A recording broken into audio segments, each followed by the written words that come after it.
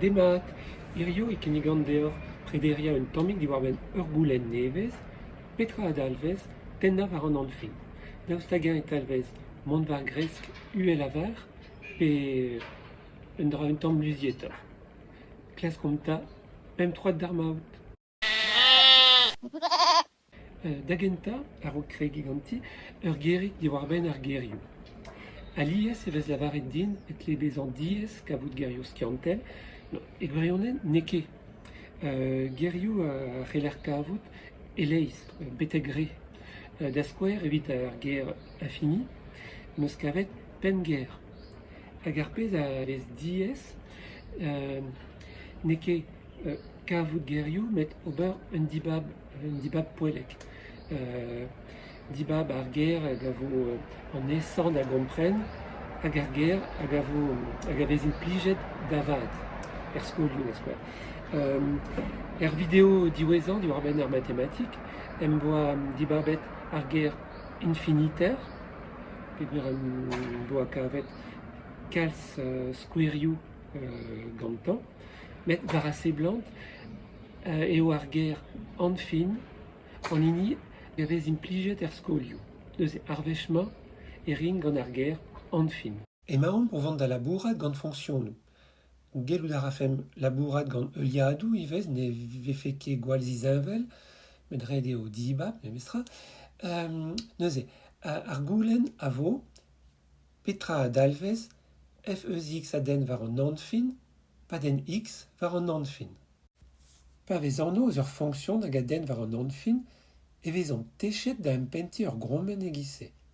Da lavaroù ur grommen hag a ziskouez ur fonksyon war gresk. Padal e ouzom ne ket travalc'h mont war gresk. Setu ur fonksyon hag a ya war gresk, men e denke war an fin. Neuze, mont war gresk ne ket travalc'h, met daoust-hag-eñ eo reet me mestra. Setu ur fonksyon gant un emzalc'h luzietoc'h, ne ket ur fonksyon war gresk, ha ne denke war an fin. Ha setu un an all, ha ne dake war gresk, meg a den war an fin.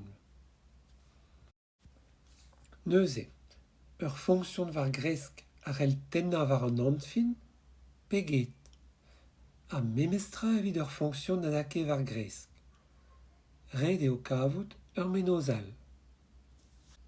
Sur on ne c'hell ket tennañ war an fin per vez majoret. Da lavaroù pa chom dindan un talvoud bennak. Ha pa ne vez ket majoret, e seblant tennañ war an fin. Met gelout a reer kavout ur gontrel skouer, pe ur skouerenep, ur fonksyon nan majoret ha na denke war an fin. Penaos ober neuze. Un diskoulm zo, sutil kenañ, met ut sutil omp. Ad kemeromp unan eus ar fonksyon nou neus gwelet. Kemerom un talvoud, pem da skouer.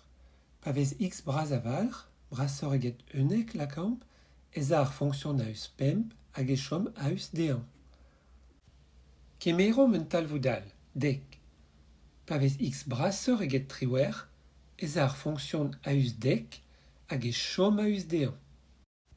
Neuze, bewech ma kemerimp un talvoud m e chomo ar fonksyon a eus d1 gant ma vo x braz a valc'h, brasoc'h eget un talvoud a hag a zo diouzh m evel just. Ebergomzou, f eus x a c'hell bezañ kemen ha ma karomp gant ma vo x braz a valc'h. Neuze, ne oa ket aes, met a ben ar fin on eus kavet un doare piz da zisplega petra a dalvez tennañ war an fin. Ha bremañ, evit a re galonek, pe a re galoneka, emaout o vont da glask lenn a kompren ar formulenn eus se. Lennom a dielfennom ar formulenn tamm ha tamm. Da genta, un arouez, pe ur simbol ma karit, hag a dalvez evit forzh peseurt. Gelout a reomp lenn bremañ, evit forzh peseurt m en teskad r, pe evit kemen m en teskad r, r teskad an niveroù real. Un arouez nevez hag a dalvez bezeus, un teskad nevez d, do manit termena ar fonksyon. Da lavaroù an domani ma c'heller jedi ar fonction. Bedegen, non eus ket gret van outi, rakor pal a oa kompren ar ster, a neke displega an traoù en un doare piz. Bez eus un talvoud A en teskad D. Evit force peseurt X en teskad D, a setu un amplegaden, X brasor eget A amplek F eus X brasor eget M. Lennom mar formulen a bez bremañ. Evit force peseurt M en teskad R, ez eus A en teskad D, en doare ma vez gwir evit force peseurt X en teskad D, an amplegaden, X brasor eget A amplego F eus X brasor eget M.